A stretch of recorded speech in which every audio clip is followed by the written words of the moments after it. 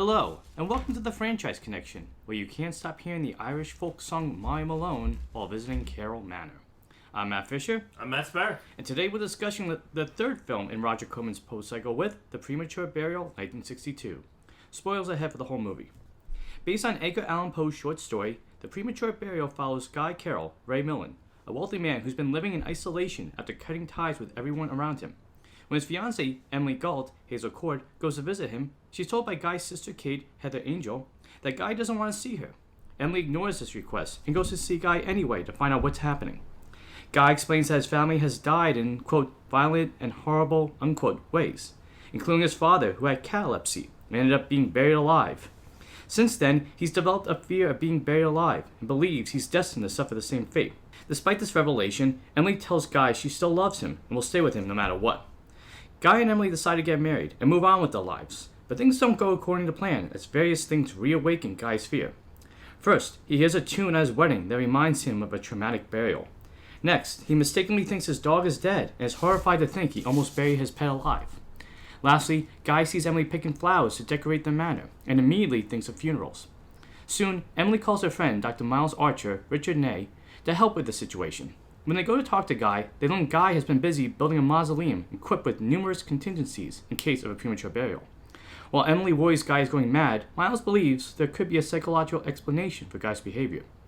Unfortunately, things only get worse for Guy as strange visions and odd noises keep triggering his anxiety.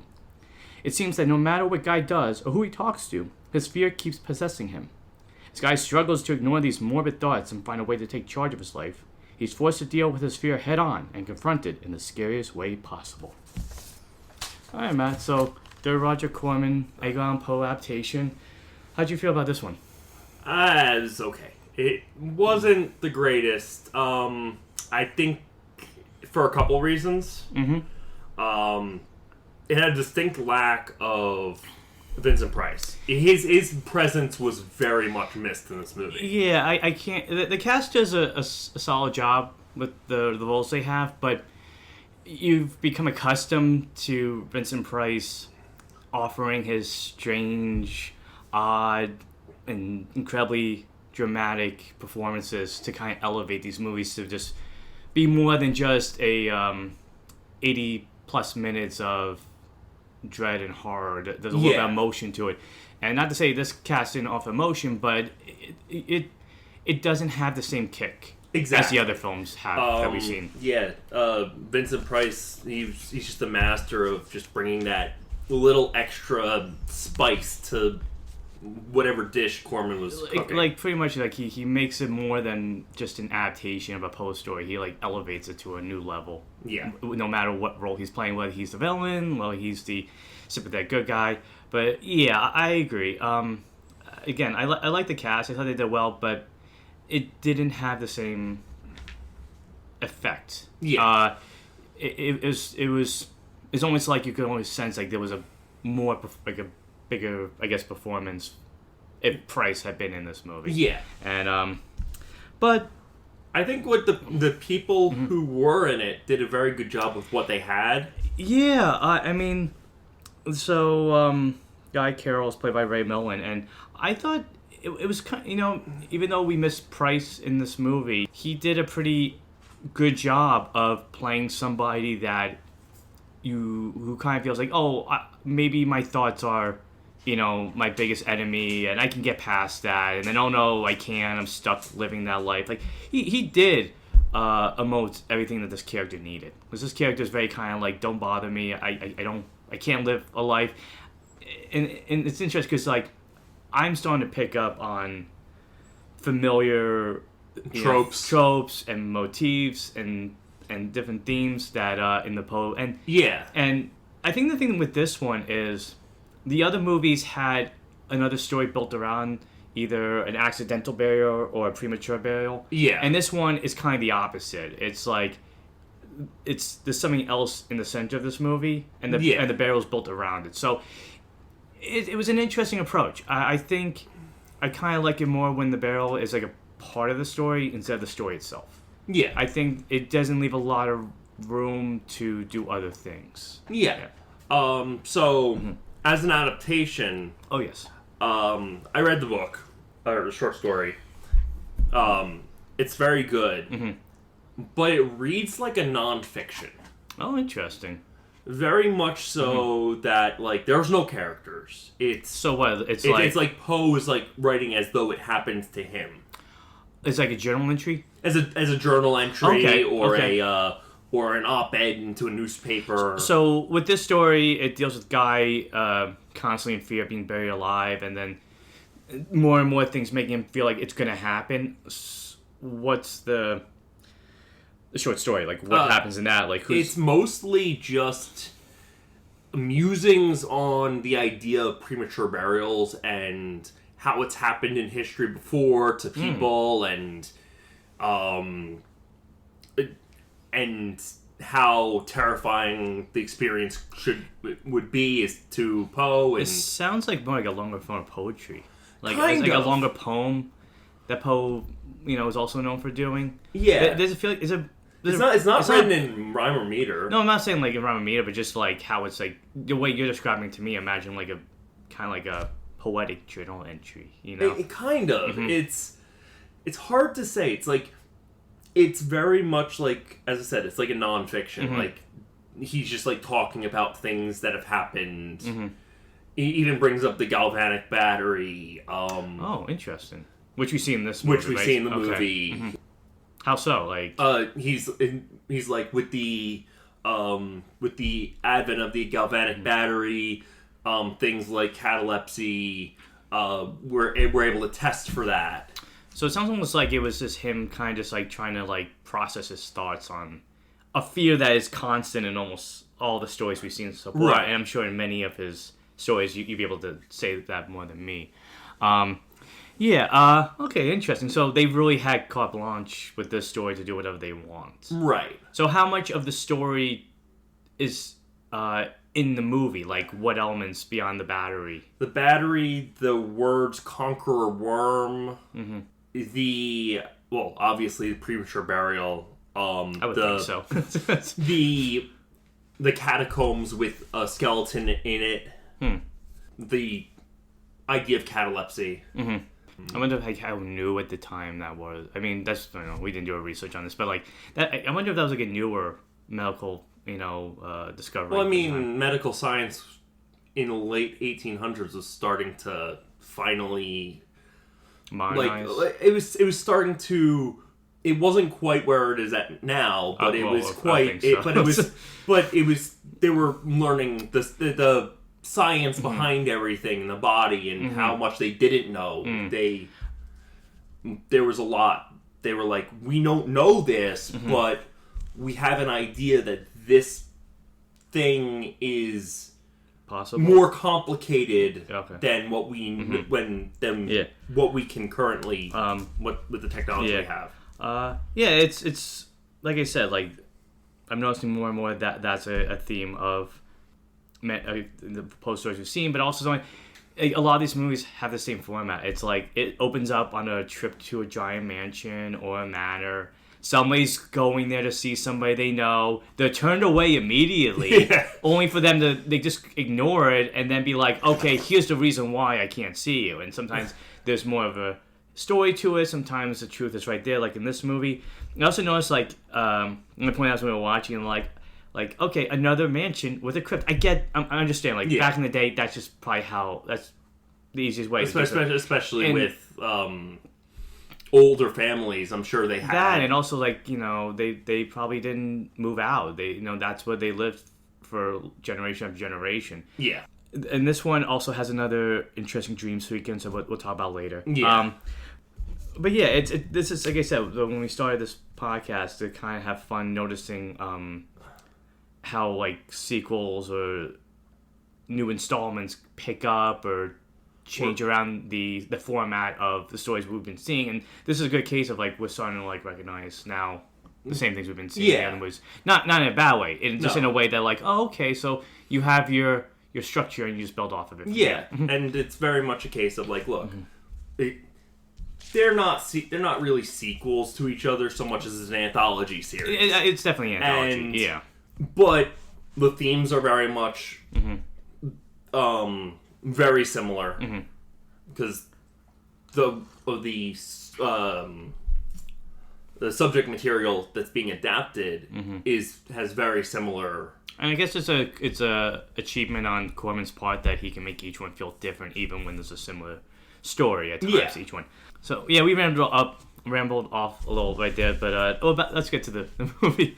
Yeah, overall, like you said, I felt the movie was good. I don't think it was great compared to the last two we watched, just because, like I said, the story of like the Premature Burial, instead of being like something that's built up to it, is just a whole movie. But yeah, let's start at the beginning. So, like I said, okay, so in the beginning of the movie, we open up on the cold open. Is that a grave digging? Yeah. Or the exhuming a body.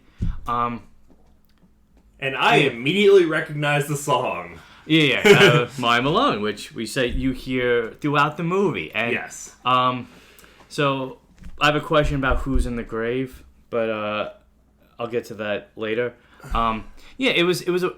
I was watching, it's going like, well, these grave diggers like so happy. Weird. I mean, I guess they get paid, but like, I mean, they're whistling a song about a woman who sells cockles and mussels in the Dublin streets. It's a cockle.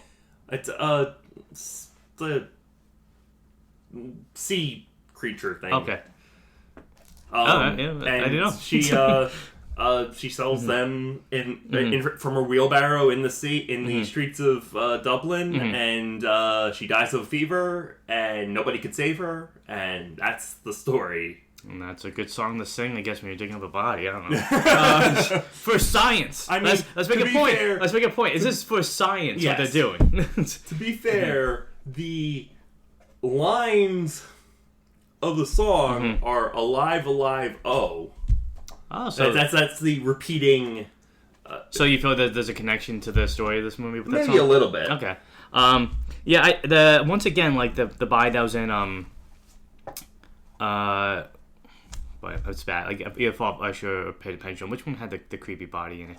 Oh, it was Pay the Pendulum. I think. Yeah. And once again, great special effects and makeup with this, because the body is like, it feels too real. You know, like it's like this frozen corpse. It's not as bad as the one that was in the Pendulum, but it is like, what makes it worse is like they pick up the lid of the coffin and they see the scratches and there's a little blood. Like you can feel like this person suffered, and makes sense why Guy's just like, okay, I'm done. I don't want to talk to anybody. This is going to happen to me, and I don't want to deal with anything else. But I also like I thought the score by Floyd Crosby was pretty good in this movie. Yeah. Like that opening scene, like over the credits, like it was really good, and it really once again set the mood for a lot of the scarier, more dramatic scenes in the film. Yeah. Like I said, then we go on to Emily, who's coming to see Guy at the mansion. She immediately gets turned away by his sister. Yeah, it's like, God, he doesn't want to see you, and she's like, okay. And anyway, it's like the equivalent of the other movies where like somebody goes to like an office. Yeah. Like this is what I'm feeling every time I see this movie. It's like somebody goes to office. It's like, oh, I'm here to see so and so. I'm just gonna go. No, you can't go back there. It goes, hey, I'm gonna talk to you. Oh, it's okay. That's how it goes. You can't go back there. Then once they see the X-Men, it's okay. And that's what happens in this movie. But the mansion, once again, the art direction by Daniel Haller and the set design by Harry Reef. Fantastic stuff. Even if this movie wasn't, to me, as great as the other ones, I mean, again, it was good. I mean, not great. The look of it still impeccable. The sets feel real. It feels very classical, very spooky. The wardrobe is impeccable once again. I mean, the costumes in this movie are I'm so impressed every time I see them that Corman really took a lot of care to make it look good, and it's like he had a passion for these specific movies. Like you have to wonder, like when he read these stories, of like this is what he was imagining in his head, and if it was, like they come across as great looking movies. But it was interesting too, because like when Emily's kind of talking to Guy, she is a bit upset, you know, and rightfully so. Because I look at, because they weren't meant to get married, but like we didn't really know what the relationship was right away, right? Did we know that she was his fiancé, or? No, we knew she was. She said, "He's my fiancé." Okay. why doesn't he want to see me? I was focused on the music, that's why I didn't hear that. But yeah, I also like that they once again added like weird paintings to the movie. Those are creepy paintings. There's two particular. First one's just like a weird portrait, but the other one that we'll talk about later is really strange. Yeah. But yeah, I mean, that weird portrait was pretty creepy. Oh yeah, I mean, so many of these characters in these Poe adaptations, they're always on the brink of madness. And it's kind of like weird because like you have like stories like H.P. Lovecraft where the madness makes you go crazy because you don't know what it is, and almost like with the Poe stories, you go mad because you know what it is, you just don't know how to handle it. But they're kind of like inverses of each other. Yeah, it's almost like there's like a spectrum between the two writers, and you know his stories fall one end, the other one, and like Lovecraft falls on the other. Yeah, I thought the relationship was. I felt the passion between them. Yeah. I felt that there was such a love and there was such a loss that like. Something's not working out. Like, did you feel the same way about these characters? Yeah. Mm-hmm. Which makes the ending especially tragic, but we'll get to that. Mm-hmm. I mean, were you laughing when like guys like, hey, I'm gonna go show you my crypt? Like I said, every movie is like I was chuckling a little bit, and then I was like, there's something sinister about this crypt. Yeah. But I like that scene again. Like I like the way Corman directed it because it was very like. No, scary. You know, the crypt is, and then getting like almost a whole ghost story where he's talking about like how everybody in his family died in weird and strange ways. Like, again, another holdover, another theme or motif from the other movies too. Yeah. And then he's just talking about his father, and he's going on about the whole. I mean, it's delivered well by Milland. I thought like because you get a sense. It's weird how calm he is when he's telling all that stuff. Yeah, he's very. He's very calm, like almost like deathly calm. Do you feel like he's accepting his fate at this point? Like he just goes like, "Well, this happened to everybody else in my family, and you know what? Though his sister's still alive, so it didn't happen to everyone." Yeah, but we'll talk about that in a second. But like with him, like it's almost like he's just reading like an Ancestry.com, you know, like thing. He's like, "Oh, I got cancer. My family's all got cancer, so I'm gonna get cancer." You know, it's like, we have bad eyesight or whatever. Yeah. Or like, one was a fisherman, then one worked on a boat, then one was in the Navy. Like, they all had jobs around the ocean type deal. Yeah, so it's interesting, the whole monologue he gives there, and it's almost like, as he's saying it, like, he's kind of hoping, like, as Emily hears this, she'll be like, you know what, this is too much, I'm out. But she's devoted to him. She really loves him. She's showing him, I don't care if you're afraid of this, we'll get through it together, because that's the only way anything gets done. And so you're rooting for them. Yeah. But like you said, though, Kate has a different opinion about this. Yeah, she doesn't believe anything. Yeah, that her brother's like so buying into with these premature burials and being buried alive. She's like, no, our father wasn't buried alive. He was already dead. Mm-hmm. It's like, but I heard him. It's almost like he was finding a reason to explain something that's just happens, you know, like he goes, that can't happen because it was because of this.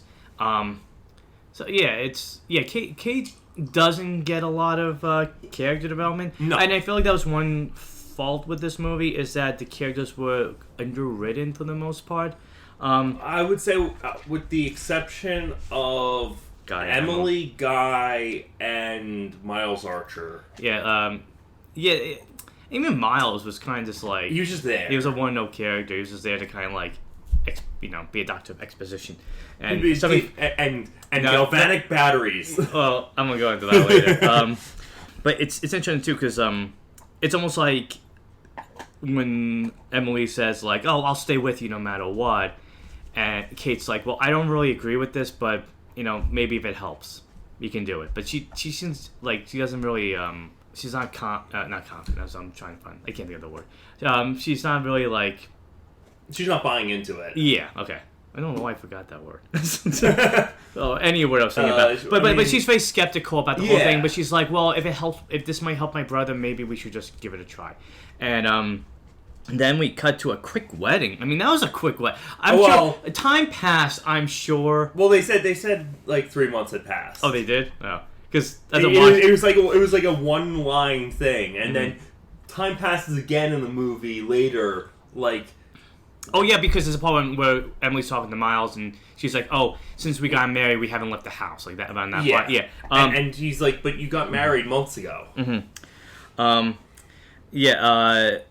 So I did like. I mean, this is one reason I love watching these older movies, is because it's kind of like cheesy in this way. But boy, is it foreboding that they're having a wedding, and then as like they're saying the I do's, thunder booms and lightning strikes right on Kate's face, almost like, this isn't a good sign. It's just silly. Bad omens.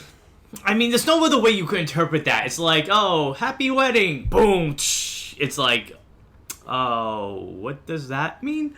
And then the dog gets shocked. Well, that's later on. But and then it was interesting because like the wedding is like you're kind of getting happy, like, okay, so maybe things can take a turn. I mean, we know with this movie, the title is not going to make it a happy movie, but they're like, okay, we're going to go off to Venice. Guy's talking to his father-in-law, who could kind of look like Alfred from Batman in some ways.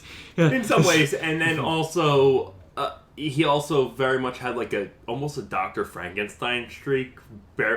Well, him and Miles, yeah, and it's funny because I wonder if just like if that was intentional or not. As he's talking, Emily starts playing a song, and she's playing Molly Malone, and Guy immediately kind of drops everything, and he just like gets so like mad. He gets mad, fearful, aggressive. And he's like, "Why do you play the song?" Like he's not that scream, but it's like, "Why the song?" And she's like, "What do you mean? I'm just playing the song."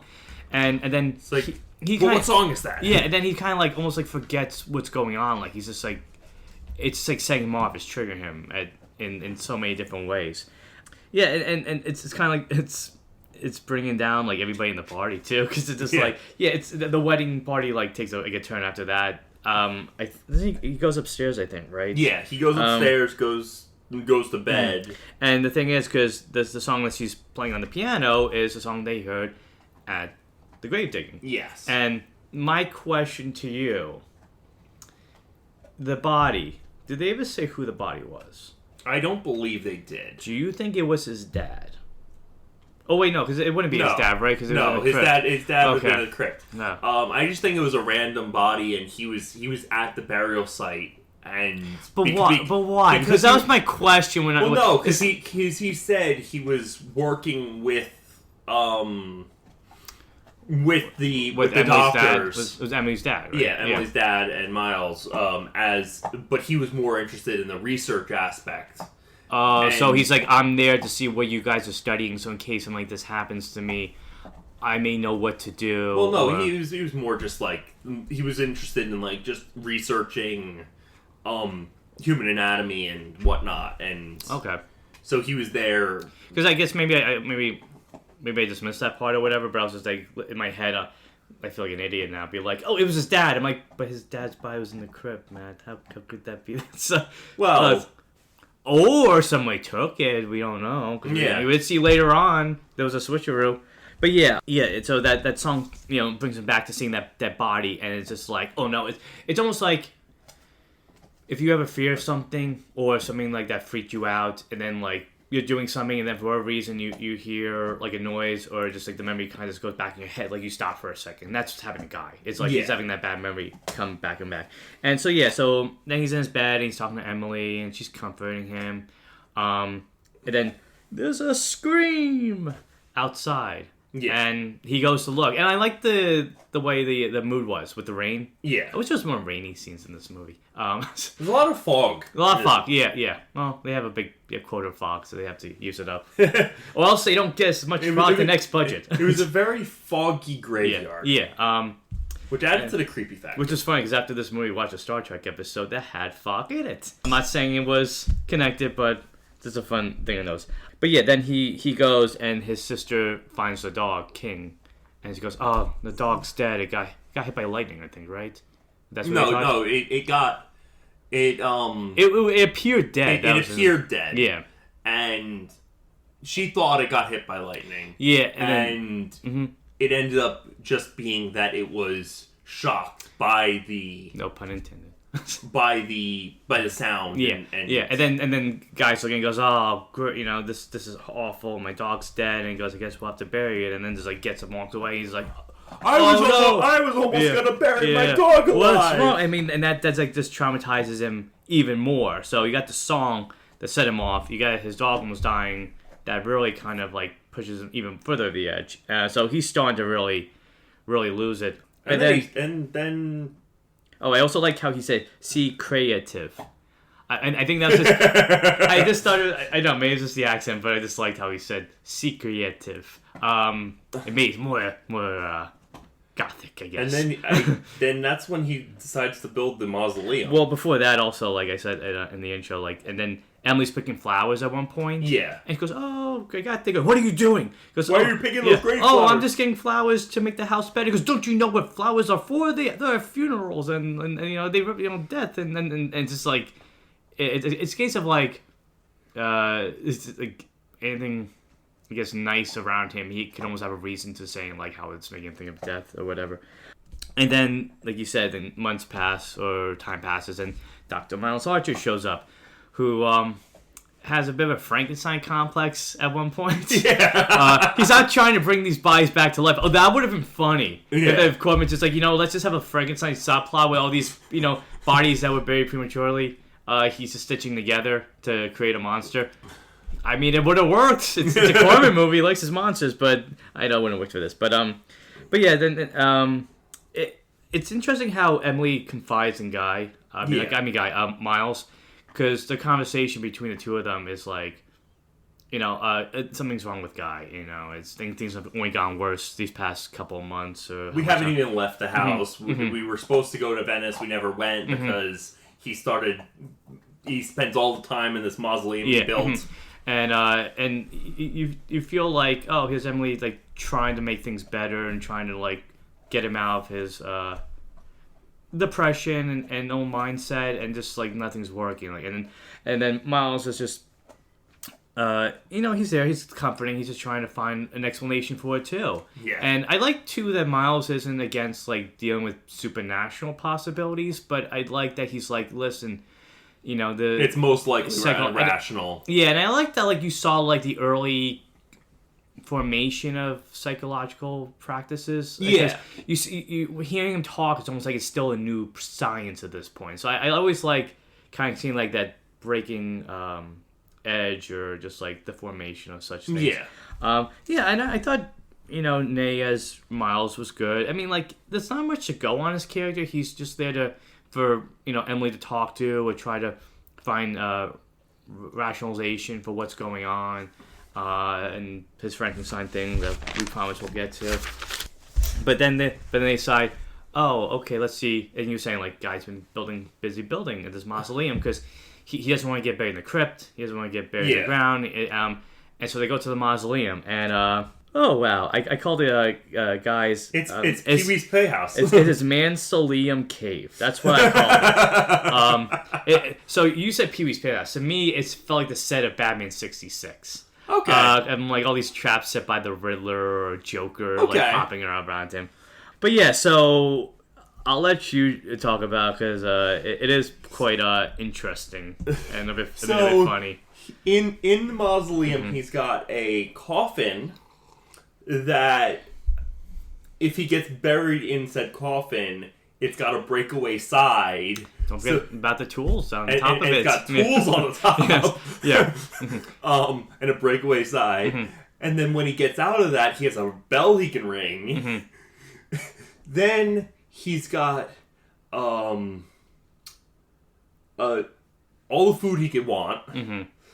And books to read. Mm-hmm. And music. In case he gets depressed because he's stuck in a mausoleum. He was buried alive. He's got a indoor lever to open up the door. Well, he also has an escape hatch too. And he has an escape hatch. Mm-hmm. And then if all of those fail... Did you mention a ladder too? No, I did not. Okay, there's a ladder that comes down from the roof. So there's a ladder that comes down from the roof. And then if all of that fails... Mm-hmm. He's got poison that he can drink. As a last resort. resort. Yeah. It's when you see it, it does feel like you said, Pee-wee's Playhouse to me. It felt like a trap set by Joker from Batman 66, and it's like, Robin, what do we do? Holy contingency plan, Batman! There's plenty of ways out of here. But again, it's Milland's part. The way he acts in the scene, he's very like he's proud of himself. He's like, yeah, I don't have to worry about this fear of mine because I have everything covered. And Emily and Miles are just kind of looking at him like, oh my goodness, he's going crazy. Look at what he's doing. And Guy's just like, so like, I'm so happy I found a way. And oh yeah, he also has the gate that like well it'll open, but if it doesn't open, then he has a bell. But it's like he's content in his insanity. Yeah, and it's almost like it's always like one step forward and two step back with Guy, because every time he has a way to get out of this fear mindset, something steps him back. Like, okay, I'll get married to Emily. Oh no, I'm hearing this music from when the body was dug up. Oh no, I'm seeing I almost buried my dog. That made me think about premature burial. And this is kind of like, oh, I set up this thing. Nothing could go wrong. Everything's fine. And then there's a moment later that's going on that we'll get to. But yeah, it's interesting all the little things he has, because in some ways, like, they do make sense what he set up. Yeah. But, okay, one question I want to ask. I know it's like a off topic, but like, okay, so this is you, and you're stuck in this mausoleum, and you can bring some books to occupy you till somebody finds you. What are like 3 books that you would bring that would keep you busy? Because thinking about it, this might be a while before anybody finds you. Books that would keep me busy? One or 2 books that would keep you occupied. War and Peace. Okay. I'm guessing nothing that has a horror to it, because you want to take your mind off of what's going on. Maybe it's tough. Lord of the Rings. Oh, like the whole the whole binder. Yeah. Okay, interesting. And something else I can't think of. It's 2 those is enough. How about you? I think I would pick. I know it's tough when it's on the spot. I guess I would pick Dune, because that's a heavy book. Okay. And I think I would pick to say a sci-fi, but I picked a sci-fi book. You can always pick another sci-fi book. I guess, honestly, I would pick maybe like, I'll do like an omnibus of a comic book. Like I would do like maybe an omnibus of The Amazing Spider-Man, like the first couple of issues. I think the way that the word is so much in those books, that would keep me occupied. So okay, Dune and Amazing Spider-Man. But I wonder what Guy picked in his study. His little I'm guessing it was all medical literature, because he seemed to be obsessed with. Yeah. Based on his obsession with premature burial. I wonder if Edgar Allan Poe was in that collection. That would be meta. If this, I'm gonna read Pin and Pendulum. So back on topic though. But yeah, after seeing this, that's what leaves Miles to be like, I think everything is in Guy's head. Like, it's almost like he's reinforcing what Kate said earlier, which is like, you thought you heard something, you didn't hear anything, nothing happened. It just, he died. That was it.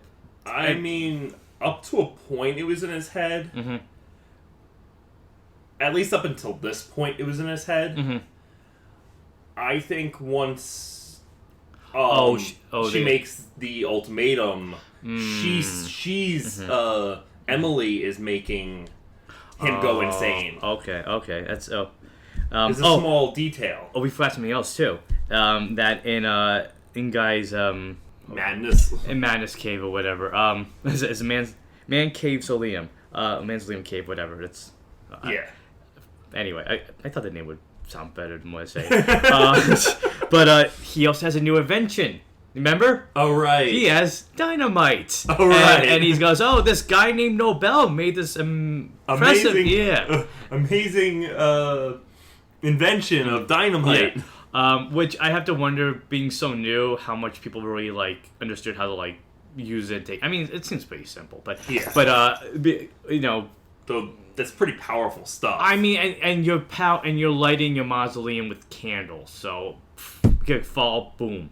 But yeah, it was after this that Emily and Miles are like, okay, yeah, we're really worried about what's going on, and even though Miles is like, it might just all be in Guy's head, Emily's still kind of like, well, hey, Brandy, we got Matt Stark here, chiming in, and this is what leads to Miles to be like, okay, you know, and I'll stay here. I'll help you guys out. I've been allowed to stay in the lab, do my research and everything. I'm gonna do my experiments with galvanic batteries and frogs. Yeah.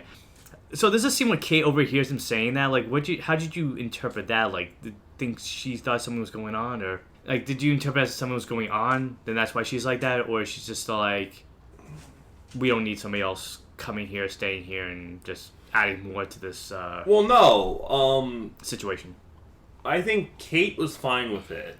But like, she was overhearing what was going on. Like yeah. How did you read her expression at that point? I think she was just like, she was concerned. Oh, okay. Oh, like, okay, maybe my brother might be crazy. Well, no, I think she was. Kate was concerned that Emily was doing something untoward to her brother because Miles was staying there. Yes. Okay. Because he's a young man. Oh. Okay. Yeah. And she's a young woman. Yeah. Good reasoning. Actually, I think we jumped around a little bit, but yeah. So in the lab, there's Judson, who's the butler of the movie. Yeah. And I like how he's helping Miles with the experiments. He's like, "Do you want this frog, sir?" And he's just bringing it over. "Oh yeah, just put it on the table. Okay, we're gonna shock it, see what happens." But I couldn't help it, like, he was like Igor Alfred in that situation. Like, he was really like kind of like polite about the whole situation. I'm like, no, this isn't really my job description, but I'll help you out. But yeah, so when I saw that scene, it made me think of Frankenstein. Yes. Because I know they said like when Mary Shelley saw like a demonstration of that. Like, that's one of the things that kind of influenced Frankenstein. Yeah. But I think that was in the Frankenstein book too, right? Like, the whole, was that in the book? It's been a while since I ever read. But the whole like signs of it, like, you know, shocking and making the muscles move. I mean, it was new technology at the time of Poe writing the story and of Mary Shelley writing this writing Frankenstein. Because I think Poe wrote this in 18. It was. I don't remember. Late 1800s? Yeah, okay. It was late 1800s. It was around the same time as Frankenstein. Yeah. So they're doing all the little experiments, and it's interesting because you feel like that's just like a throwaway scene, and then later on it actually becomes like a big, not plot point, but a big part of the climax of the movie. So it's a nice kind of like seeding that this is going to be used for something else. But then, of course, Guy hears Molly Malone again, and it makes him, you know, go even more crazy. Yeah. And this leads to my favorite scene of the whole movie, which is a dream sequence. Yes. And again, it's another stellar dream sequence. Corman continues to film it in a very kind of like silent movie way. And in many aspects, this was not like didn't feel like a silent movie like the other ones did. This feel like there's like a silent scene in a silent movie. Yeah. And what transpires is Guy imagines himself in the mausoleum, and nothing works. Like, all of his fears are coming to light. The coffin won't open up. The bells won't work. The ropes fall down. The ladder doesn't work. The dynamite's rotted away, which you said couldn't happen. No, it could happen. It's just wouldn't happen in that time period. Yeah. There are rats roaming around. There's spiders on things. There's worms in the poison. He goes with a poison, there's worms in it, and it's just like making things even worse. I like that scene because it's just, Milland, I think, gives like my favorite part of his performance here, maybe at the end of the movie. Yeah. Because he's just showing the guy like on like losing even more, like nothing's working, everything I planned, like it's that sense of like that panic that we all feared sometimes. Like, you're seeing it on his face, like, oh my goodness, like he's having like the worst panic attack and the worst situation for himself because like everything that he thought would be okay isn't. Right. And I like how it's filmed in that weird blue haze. Yes. It makes it feel like a dream. Like, you feel like you're in his head. And that was something I noticed too. I wish more of the movie had that aspect to it. That we were in his head. Because in Pin the Pendulum and Fall of House of Usher, we feel like, at least the way Price, and I'm not trying to say Milland doesn't give a performance. He doesn't do a good performance. But Price made you feel like you were in his head. And I feel like in this case, we only get certain moments like that. And I think it doesn't help make you feel like, is he going crazy? Is he not? Right. For the most part, we just think like he's just stuck in his own thoughts. Like he can't get out of them. Instead of just feeling like, well, maybe he is, maybe he isn't. So I wish we got more scenes like that. I think that would have made this movie better. It was definitely one of my favorite scenes of the movie. It was also really unique. Like, I mean, all of the dream sequences in these Poe movies have been super unique. Yeah. In the way they've been filmed, the way they've just get that gothic horror aspect to them, while also having like a tinge of fantasy to them as well. Yeah. It's like a little bit of a supernatural, aspect to it. And then, oh no, I'm sorry, it was blue, but there was also a green. Yeah, it was like a bluish green. Yeah, and like a little bit of red. Yeah, and the more he got scared, like the more green it became. Did you think that the score in that scene, it was Ray Milland's played slower? Yeah. Did that sound like to you, or was that just me kind of imagining? No, it was that. Okay. Again, that's a nice way of kind of like playing around with the score of the movie. Yeah. And also to like, okay, not only am I dreaming nothing works, I'm also like hearing that song that's making me think of the thoughts at the same time. So you're like combining two different things and shaking them up and just like, this is like making me even scared. Oh, and something else that sets him off before the dream too was that he sees one of the gravediggers. He sees both of them. Yeah, and then he's just like, and they come out of nowhere. They just pop up like. Well, he's hearing them and he's walking in the woods and he starts hearing starts hearing the music. Yeah. And he's going towards the music, and then he sees the gravediggers. Which part of me thinks that at that point is when Emily, or before that point is when Emily decided she hired the gravediggers. Well, we didn't get to that yet. Slight spoiler. Also, the gravediggers made me think of the gravediggers from Hamlet. Did they make you think of that a little bit? Not as eloquent, but the kind of the bickering, the two of them, between them, it made me think of that. And then I took a note of what their names were. I know one was Sweeney, right? Mr. Sweeney and Mr. Todd. I don't remember. Okay, but I can't even read half my notes. But yeah, after this is when we're saying like Emily and Miles were getting worried, and then by this point, that's when we kind of skipped ahead before, but like this is when like Miles is saying like there could be a supernatural reasoning for this, but it's more likely a psychological, and Emily's just like really worried and she thinks Guy's going crazy, and then more and more like Guy hears the Ray Milland song again, and then it's almost like he's in a madhouse at this point in his house. Yeah. Like nothing, like everything's like making him scared of everything. And he sees the gravediggers again. And then that's when Emily gives him the ultimatum to destroy the mausoleum, or she's gonna leave. Yeah, there's a really like. You felt like you were suspecting it more than me. I guess maybe I was getting gullible to what was going on. But Emily goes to his mausoleum, and in it, there's another. Okay, we mentioned the second painting, and the painting it's like Dante's Inferno. Yeah. And he's painting it, and he's just like, oh, it's like the ninth circle of hell. Yeah, he goes, we got like people falling in the pits and demons and everything. It's a little more colorful than Dante's Inferno's paintings, but it's showing like Guy going like, oh, like maybe it's symbolic of him like going down, like experiencing hell around him.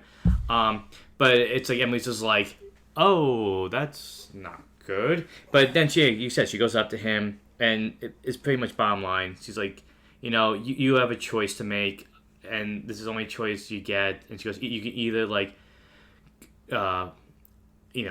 choose me and choose life and love, or you can choose your fear and death. But you have to do something, and that's when Guy again, here's his step forward. Okay, you're right. I need, you're more important than what I'm fearing.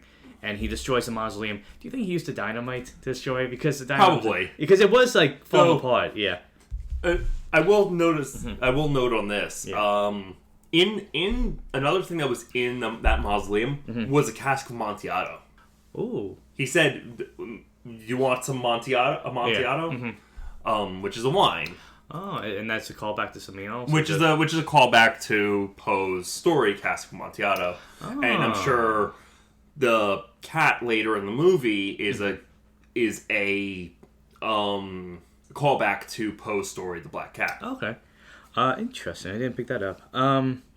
So, and also, the gravediggers at the mausoleum. And do you think he saw them there? Because, if you notice, they were, like, in the background. I don't know. Maybe. It's possible, because, I mean, he's been, like, losing it and seeing them all over the place. Yeah. So. Oh, okay. Yeah, so it might have been like, even if he did see them, he just thinks, oh, this is my mind, I'm not going to pay attention to it. Right. But something I noticed, too, like, so then they go back in the house, and they're ready to, like, again, move on. Something I noticed, there's so much red in the house, and I know that's probably purposeful. Again, like, it's kind of like with, House of Usher. House of Usher, like, that red is, like, it's like, you know, the lifeblood. This is, you know, the life around them and everything.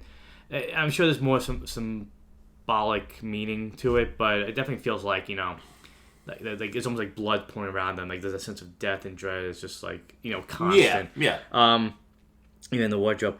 But, yeah, at one point, I wasn't sure if I trusted Kate. Because I wrote my notes, I'm like, trust sister, ? I knew somebody was behind stuff, but I wasn't sure who. Yeah, it wasn't until this moment that I'm like, oh, somebody's manipulating him. Because they hear... before that, I do like how the doctor and Guy have a healthy dose of cigars after dinner. Yes. Yeah.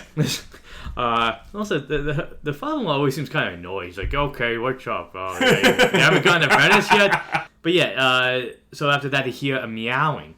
Yes. And they're like, what's that? And they discover that cat was behind one of the walls. It was stuck behind the wall. Well, actually, before that, before the cat was stuck behind the walls, you see somebody go down into the cellar and take the key to the crypt. To the crypt. And do something down there. We don't see what, but Judson sees the keys missing. Yeah. And that's what probably led you to go, oh, so if somebody did that, somebody's doing this at that point. Yeah. Like, it's orchestrated pretty obviously. And then after they see that, they go, oh, like, so, yeah, then they go to look at the crypt. But what makes them go to look at the crypt again? Miles says, well, you have to face... If you this whole thing started with you thinking your father... Right. Your father was buried alive. We need to go and see this. And confront you with your head on. And show that it's just all in your head. Right. And then, so he goes, okay, I'll do that. And what happens? They open up the crypt, and what falls out? A skeleton! A body. And Guy immediately has a heart attack. And it looks like, for all purposes, he's dead. And the doctors check him out, and they go, he's dead. But... as a viewer, we know he isn't. Yes, because we're hearing his internal thoughts and being like, I'm trapped, help me. And, you know, not like Milland had to do a lot, you know, in that moment, but, like, being motionless, but it's the way he recites those lines that, like, you're terrified for him. And, like, again, this is a scene where we're stuck in his head, and it makes it way more interesting. It makes it, very subjective as a you know a viewer, and like he's like help me, I'm alive, and the doctor's like, oh hey, I have an idea, let's shock him. And then like the what's it called, the galvanic battery, they're like, he goes over and Miles is like shocking him, and I can imagine how loud a screaming would have been, but he's like zzz, and he goes, well, nothing working, I guess he really is dead. But my thing is, the only person that the two people knew that he had that the father had catalepsy, it was Kate and Emily, but they weren't around that scene. You think if either one was around, they'd be like, or somebody would have said something like Kate. I mean, Emily was there.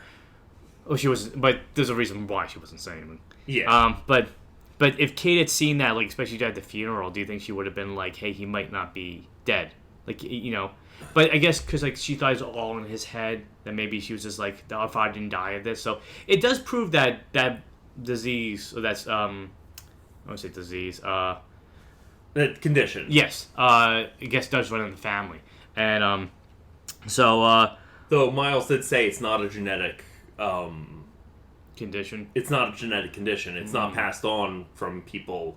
So it could just happen. I guess with him, it just happened for both of them.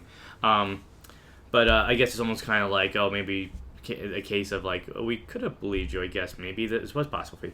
But so they go. Well, we don't have a mausoleum to put him in anymore. So we're gonna bury him in the ground. Yeah. So again, the one step forward. Okay, yeah, I'll choose you, Emily. And choose a backward is he quote unquote dies, and then they're gonna bury him alive. And then as they're bringing the coffin. His eyes open up, but he's not able to move. And probably because of him being shocked. And then nobody can see him, and then it makes it. That whole scene was very tense. It was stretched out pretty well by Corman because you're really kind of like getting. It was a really good climax to just an okay movie. Yeah, and then they start putting the dirt on him, and you do. I mean, I was getting claustrophobic watching that. And then almost immediately, the gravediggers go and try to dig him up. And he kills them. And then one by one. And in my head, I'm like, I was just like, there's it's actually, in a way, it's almost like Kill Bill. Because, like, they killed her, and she's like, I'm going to get back. I'm going to get revenge. So it's Roger Corman's Kill Bill. But yeah, so he kills the gravedigger. And then they're all freaked out. So, like, you should be dead. Someone's like John Wick. I thought you were dead. No, I'm still here. Yeah, and that was. It's an interesting set of scenes where he's like taking them out one by one, and just trying to think. And before that, actually, before the great, because we discovered that there's a will reading, and that's what kind of puts things together. Like, somebody was like we knew with somebody taking the key, somebody was setting things together, but it was that will scene that you're like, now we know why somebody wanted to get rid of Guy, for sure. Yeah. And we discovered that it was a few people. It was Emily, and it was her father. Yes. They applied the play, because he was, I forget exactly, because he was doing his research. Her father said that, and I quote, Guy was useless to us alive. Being dead, he will better serve us for medical science, for our research. So they were just using him to have his money so they could fund their research. Right. Well, what was the research to begin with? Because is it clear, like... They're doctors. I'm guessing they were trying to figure out stuff about the human mind, I guess, but I guess it's like I know it's left ambiguous, but yeah, I was just thinking about that. I'm like, okay, for medical research. I mean, this is the era of phrenology where you measure the person's the skull. the measure of the person's skull, and in that time period, they thought that determined how intelligent you are. Yeah, which we know is now not really science nowadays. Yes. But okay, so it was, and I guess Emily was just there to kind of like reap the profits. Yeah. Everything. Like, I know he's like once she found out like what he was suffering from, she's like, we could use this to our advantage. If we just kind of make him think he's gonna be buried alive, we can set it up so that way he dies, and that way we can just take things over from here. But then so it's interesting. I want to keep catalytic converter. I know it's not catalytic converter. What's galvanic battery? Galvanic battery. That's why you keep saying that. He shocks his father-in-law. Yes. He ties him down and he shocks him, and it's a really like. It's not like a gruesome scene, but you're like, oh wow, like he's like, I'm getting my revenge. He basically gave him the electric chair. Yeah. It's just interesting how, like, something they set up early on, they thought it was not going to be anything, just like a weird kind of addition to the movie, ends up being, like, a part of it. And then I thought this was cool, was the scene where he goes to see Emily, and she's combing her hair, and then she sees Guy, and she's just, like, seeing a ghost. She goes, you should be dead. Yeah. And then he confronts her and being like, you're unfaithful, because she had just had a scene with Miles and being like, I need someone to comfort me, and you used to... that's right, back in the day. Yeah. And then, at first I thought he killed her. He doesn't really kill her right away. She just, like, faints. Yeah. But I like that as he's running through the cemetery, it has a very Frankenstein feel to it. and like the villagers are like following him to attack. It's not the villagers though. It's Miles. It's Miles and Kate. Yeah, and so I have to say like the plot does come together, but then Guy decides to bury Emily to get as revenge for burying him, and. Like I told you when watching a movie, I'm like watching. I'm like, this reminds me of the scene from Step Brothers where he's this guy, let the dirt wash over you. He goes, you're wrong. And so he buries Kate, and he actually buries her without a coffin, I think, right? He just dumps the dirt on her. Yeah, and then what happens? A guy gets shot by his sister. She had to it was almost like the only way because like Guy was kind of lost at that point. Yeah, she had no choice. That was the only way she could stop him because I think, this possibly he would have gone and killed her. Do you think he would have killed her? Because he basically lost. Became the monster that he was fearing. Yeah, the entire time. Yeah.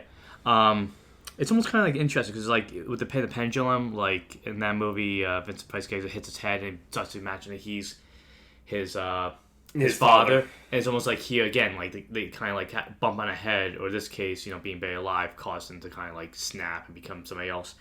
And then they go dig up Emily, and Emily is killed. She's killed, but she also dies. And then that's when Miles sees she had the key on her the whole time, and that's when it puts everything together. Like, oh, she was manipulating Guy. Yeah.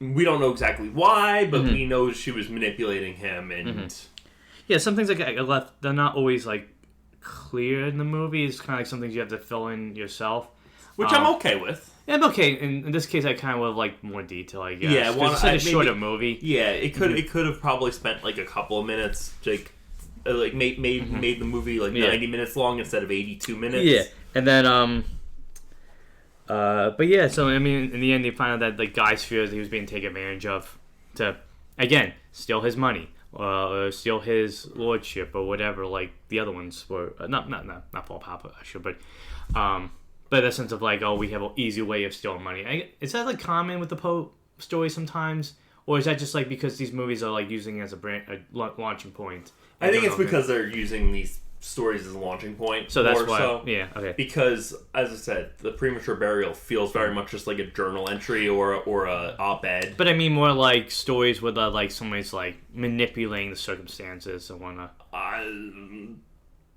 There's only like 2 or 3 stories where people are actually manipulating the circumstances that I can think of. So maybe that's Corman just trying to put his own addition to Poe's writing, I guess. Like, as I said, with Cask Amontillado, the whole setup of that is these 2 rivals. One hates the other, but he invites him as a party, as a ploy, gets the guy drunk, and manipulates him into basically burying his rival alive. Okay, so maybe, like I said, this Corman going like, how can I put my own spin on Poe stories while they make it so that there's always like somebody's trying to do stuff behind the scenes. Exactly. Okay, and I do like how instead of the traditional the end title card for this movie was a gravestone that said "Rest in Peace." Yeah, I thought that was a nice like little. That was a nice little like wink to the audience. But again, that's the Premature Burial by Roger Corman. Like I said, I thought this movie was good. Not great. For me, like. So the screenplay, the other ones I really like because it's Richard Matheson. He's one of my favorite authors. I love his stories. And this one, the screenplay was by Charles Beaumont and Ray Russell, and they did a good job. They did a decent job. Sometimes I just feel like 2 things. I wish that like the characters did feel underwritten at times.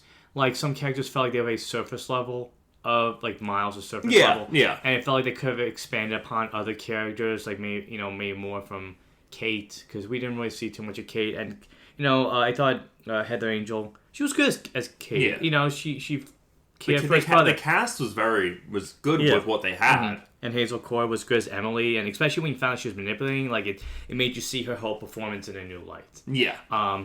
But yeah, I just feel like there were underrated elements of this movie, and I guess, like you said, they were basing off Poe's story. They had so much they could do, and it felt like maybe they didn't always grasp as much of it as they could.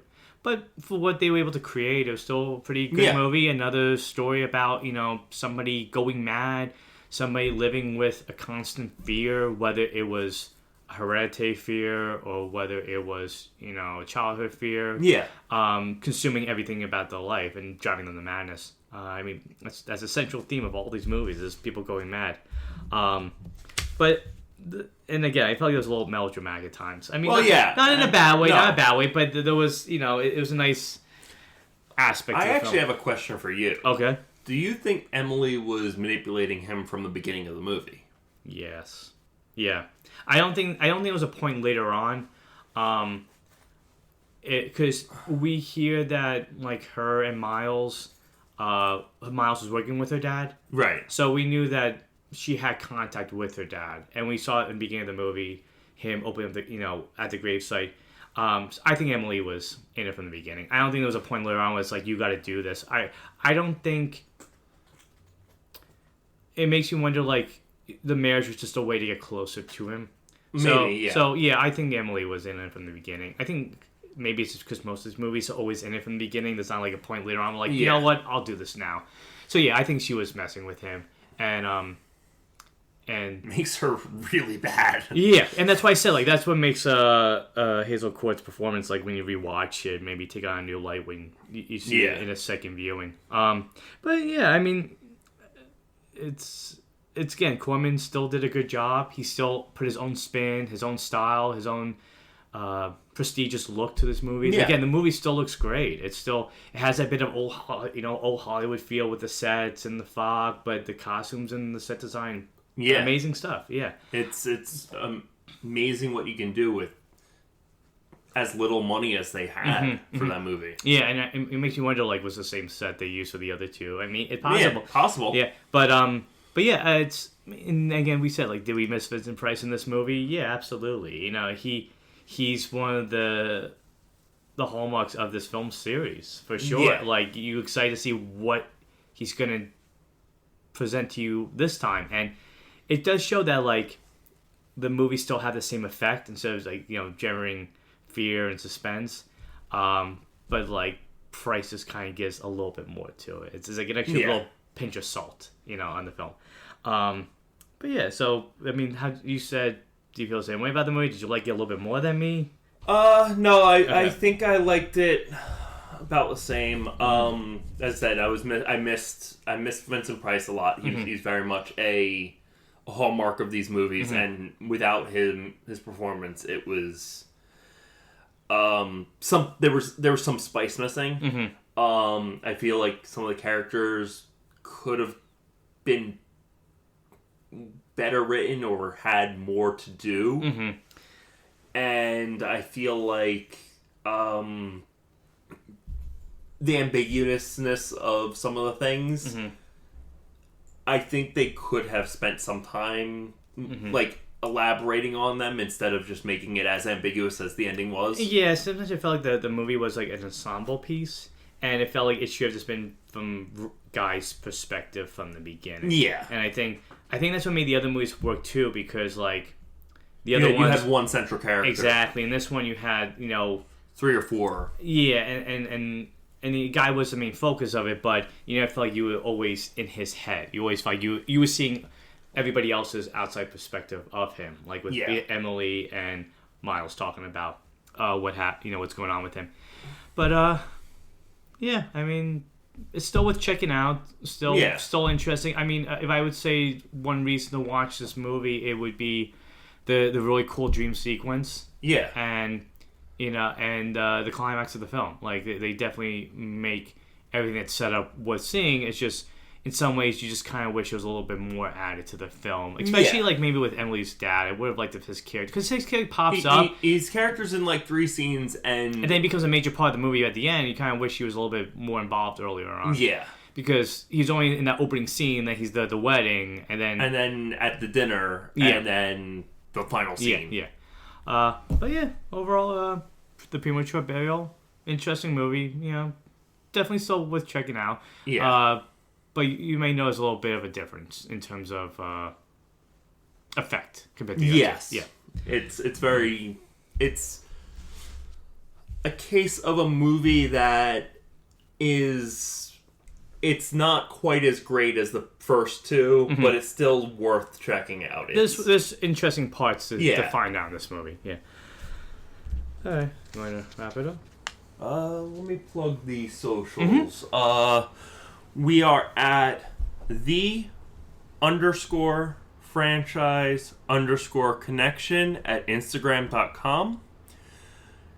And you can also email us, and please do, at franchiseconnectionpodcast@gmail.com. Yeah, feel free to send questions, suggestions.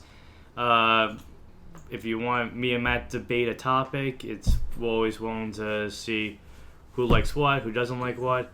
And we look forward to your suggestions and emails and whatnot. Okay. All right. Yeah. All right. Thank you for tuning into our review for The Premature Burial, 1962. Come back next time as we finish the first half of Roger Corman's post-cycle with Tales of Terror. Until franchise fatigue sets in, I'm Matt Fisher. I'm Matt Spark. For the Franchise Connection. Bye. Bye.